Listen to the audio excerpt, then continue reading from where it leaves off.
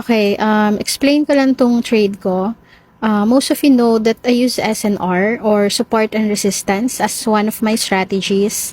Itong horizontal lines ko, ito yung support and ito yung resistance. Once matouch ng price yung line ko, then it's my signal to enter the market. Okay, kung mapapansin nyo dito, na-touch na yung support line ko pero nag-alangan ako na mag-enter dyan kasi iniisip ko na baka mag-break yung price sa line, so I missed that entry. Kaya naghintay ulit ako ng another entry and na-touch niya naman yung resistance line ko. But meron pa rin akong hesitation, so I missed that entry again. I patiently waited for another entry and this time na-touch niya yung resistance level ko. Kaya nag-sell na ako dyan. And in 5 seconds, win naman ako. And I noticed na with my resistance level, nire-reject niya na yung price na i-break yung lines ko. Kaya nag-re-enter ko, kaya lang wrong timing ng entry, natalo ko.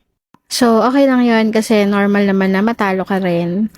So, still, I re-enter kasi kung mapansin nyo, ilang beses na niyang tinatry na i-break yung resistance level ko pero di niya malampasan.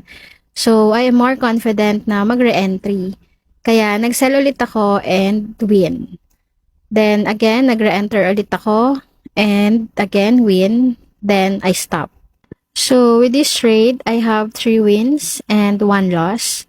Okay lang if may loss. Huwag niyo masyadong didibdibin if may loss kayo as long as profit pa rin at the end of your trade.